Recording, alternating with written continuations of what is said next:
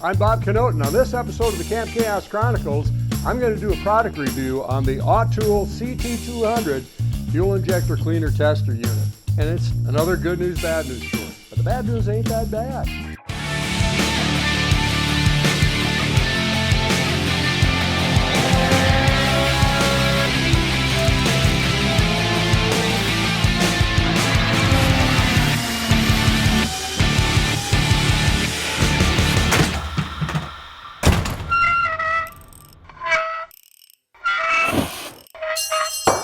Dang it.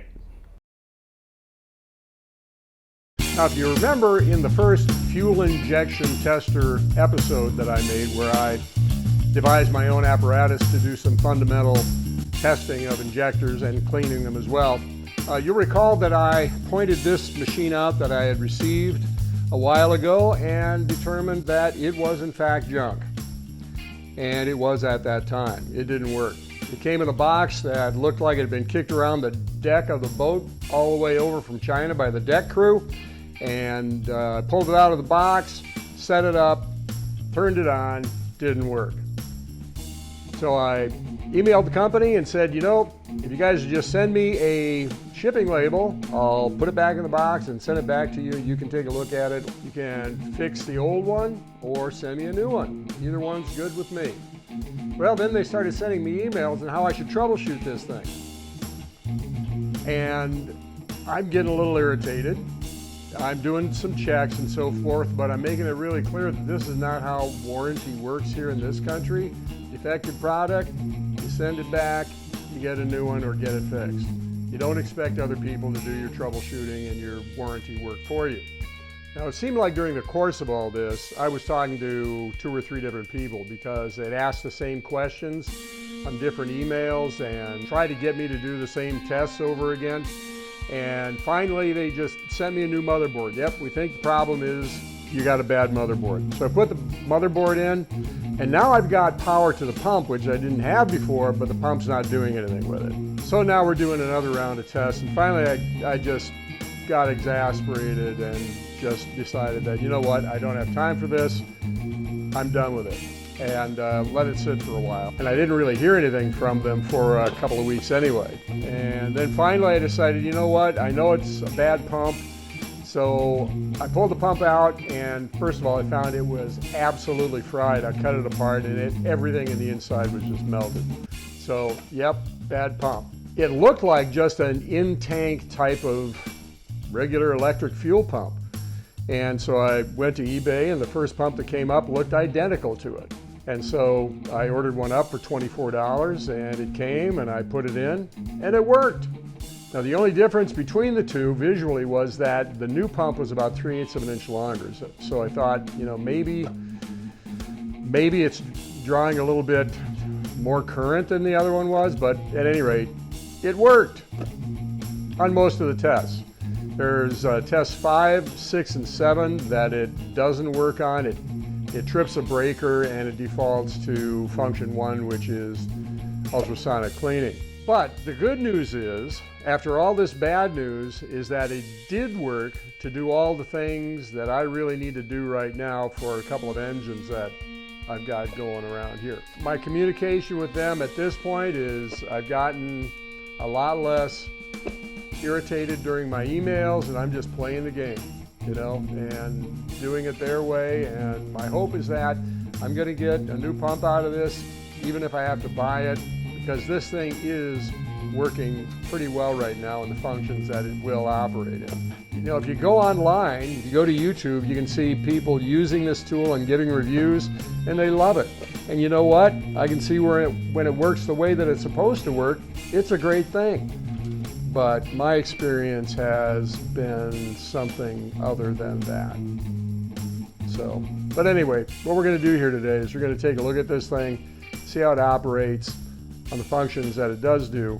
You know, you make up your mind as to whether this is something you need in your life or not. Just be advised that customer service is going to be a bit of an issue if things kind of go wrong. Now, this thing really is kind of an impressive machine for the money.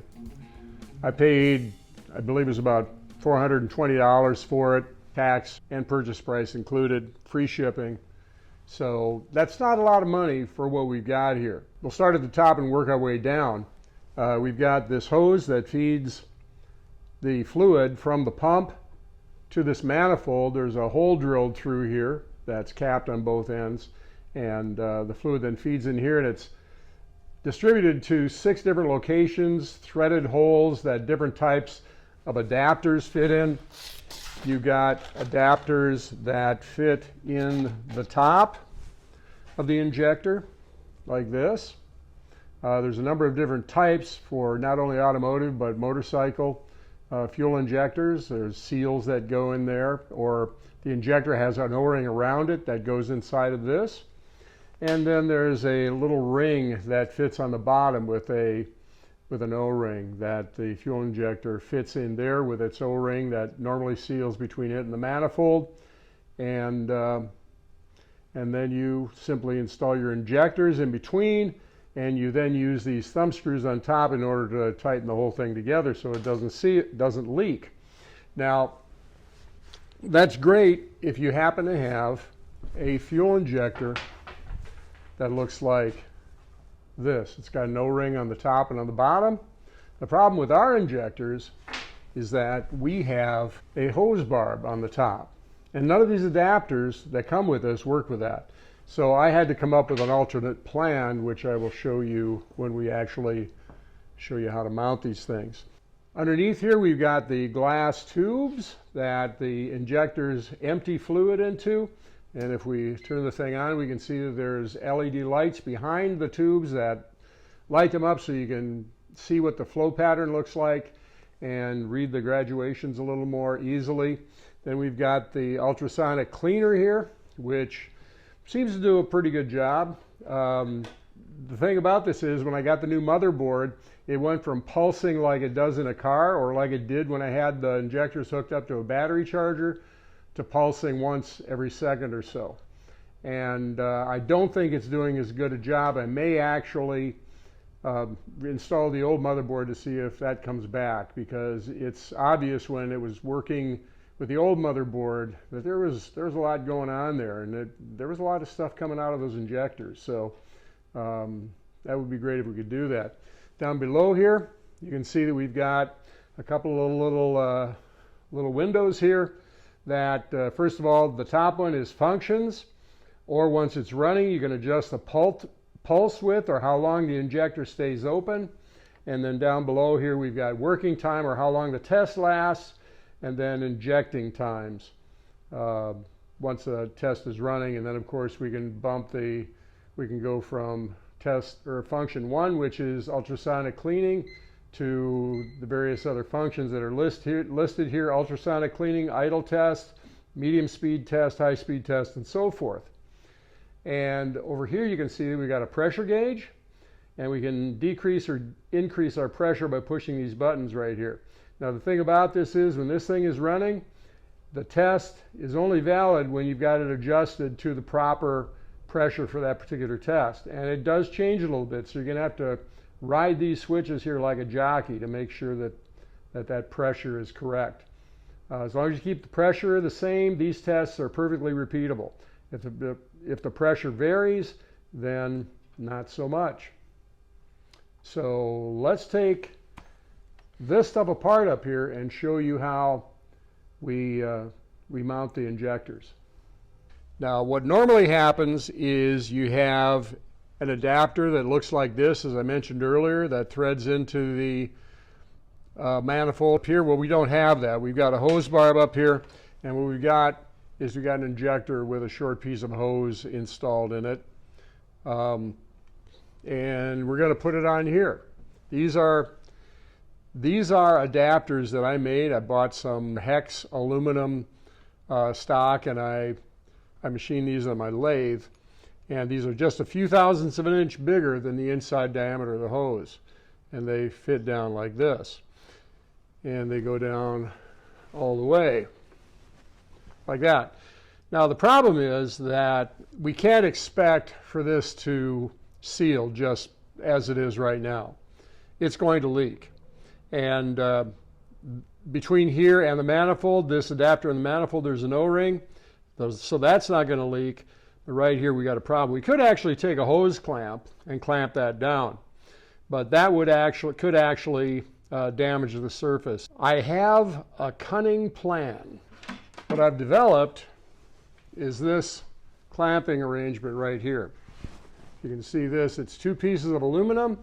It's got socket head cap screws at 3 points with thumb screws located there.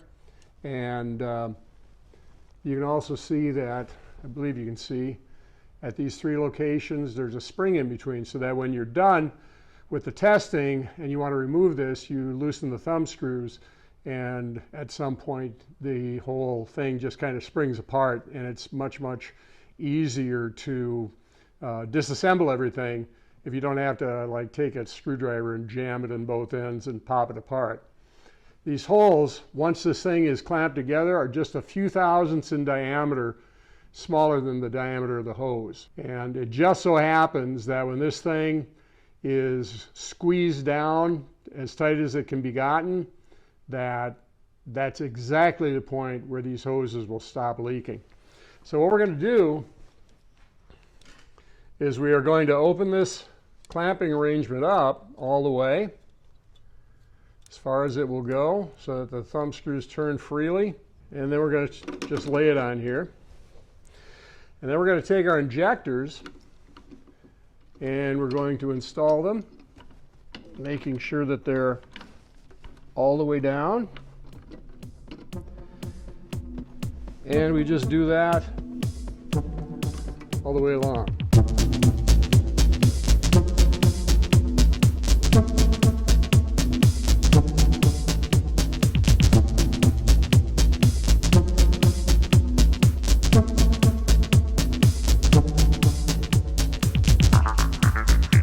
Tighten them all the way down so that there is no gap. And also, at this point, what we do is we take the adapters for the bottom with the O-rings that seal against the top of the tubes, and we install those on the top of the injectors because it's easier to do it now than later. Assuming they stick and don't drop off, which they can do.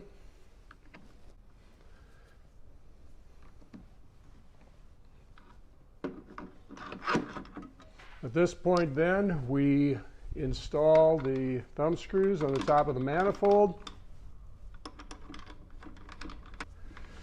And as you tighten them down, just move the bottom seals around to get them aligned in the holes properly. Once they stop wiggling around, you know you're there. Now, before I demonstrate a couple of these tests, just to give you an idea how it works, let me just mention a couple of things. First of all, when you get the machine, the instructions come in the box, but they're not particularly helpful. If you have ever purchased technical equipment from a Chinese company, the words are English, but the syntax is sort of a combination of English and Mandarin, which I called Mandarglish, and the words may not necessarily be the ones that fit the situation. So that can be a bit of a struggle. However, if you go to their website, you can download the instructions document that is much more helpful. Another thing that you need to be aware of is that they don't, in the instructions, go into exactly what fluids are to be used in this for what purpose. As far as this ultrasonic unit is concerned, what I use is this. Works very well. I use it in both of my ultrasonic cleaners, and it's diluted 10:1, and it's great stuff. However, you can't use that up here to do your testing. In the instructions that I downloaded, I finally dug deep and found that the proper test fluid is industrial alcohol. And if you go look up industrial alcohol, you'll probably come up with 5 different types of fluid, all of them some kind of alcohol-related chemical. But I just went to the hardware store, bought a gallon of denatured alcohol, and it appears to be working just fine. Down here, as we said, we've got the list of tests that we can do, and 01 is ultrasonic cleaning. and you can hear the pulsing of the fuel injectors up above. So that's that. The next step we're going to do is idling test. What we need to do first of all is make sure that we're going to close this up, just to keep stuff out of it. Make sure that the valve that allows you to drain fluid out of the tubes is closed. Select test number 2 and hit start. And you can see that the injectors are pulsing very slowly, which they would be doing at idle. We can run this test for as long as 10 minutes, should we choose to. And we can see that, if we were to get close enough, we can see that the patterns are pretty even on these 4, but this one right here, it's pretty light. And if we look down below here, we can see that this one is kind of underachieving. This one isn't doing that great as well at idle. What we're going to do now is we're going to stop that, drain it out. By the way, before you run any tests, be sure that you run it through a fake test, so you're sure that all the drains are full down below here and there is no air in the injectors up above that would skew a test. So what we're going to do now is we're going to go to number 4, the high speed test. And there we go. You can see there's a lot more activity. You can hear the louder buzzing. We're going to let that run for about 20 seconds. And you can see that there's quite a difference in between these different injectors. This one right here, number 26, it looks to be about 26 milliliters. These 3 are pretty close. Actually, these 4 are pretty close. Now, the interesting thing is that when I ran these tests with my homemade apparatus, it really pretty much follows the relationship between the injectors from that machine to this machine. The thing is, though, that some of them won't even, at the lower pressures, some of these injectors wouldn't even open. They just dribble fluid. So remember, the aerosol can pressure is about 100 psi, and what we're doing here is we're running these tests at 37, and they behave differently at lower pressure. So this has been a very good thing as far as those injectors that I thought were going to work for these engines that I'm putting together. Really were not the best choices. This machine enables me to gain a lot more information. That's not to say that my home build job doesn't have its place. It's just that we got to find some way to provide an even pressure and a lower pressure to get better information. More on that later. Now, when you're unloading the machine, you have to remember that this whole mechanism up here is filled with fluid. So what you want to do is you want to minimize the amount of chemical you've got splashing around. Particularly important if you painted your injectors, you want to keep the alcohol from degrading that. So the first thing we're going to do, pick it up, turn it over. By the way, you'll notice on these rods here, I've got some clear vinyl tube that holds this thing at a constant altitude. So what we're going to do here is we're just going to take some paper towels and lay it across the top here, just to absorb all this stuff. It really reduces the amount of cleanup time you have to do. Then we're going to take and loosen the clamping mechanism.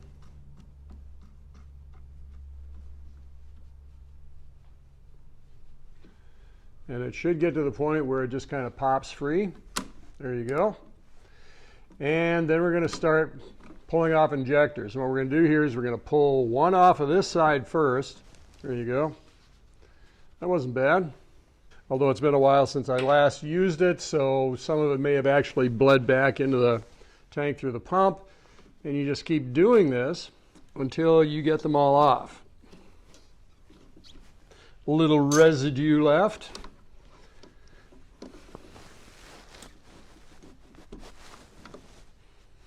That wasn't bad. Okay, and then I would slowly turn this over, not on the machine, not bad, not great, and there you go. Now the thing that I like about this clamping scenario is that you can have these hoses at their 1 7/8 inch length, and they're not going to be damaged on the inside or the outside. It works perfectly. Now, the reason that these are shorter is that I cut them off of fuel rails that I already assembled once I got this thing going, so I could double check my numbers. And these are going to have to come off and get replaced with the right length again, but that's fine based on the information that I have now. The point of all this was to get 12 injectors that matched each other in terms of flow and pattern. And pattern's a little bit shaky on a lot of them, but the flow for me is the big deal. And I ran 30 injectors through this and found that the average, throwing out some of the ones that were really low, was about 50.4. So I took 12 of them that were clustered within 1 milliliter either way in 30 seconds of 50.4 and put them together in a set of 12. And what we're going to do here is we're going to run test number 10, which is the high-speed spray value test.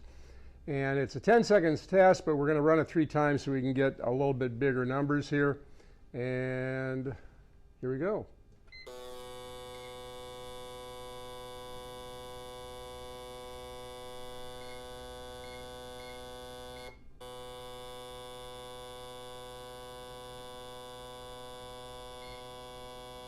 Got to keep the pressure the same.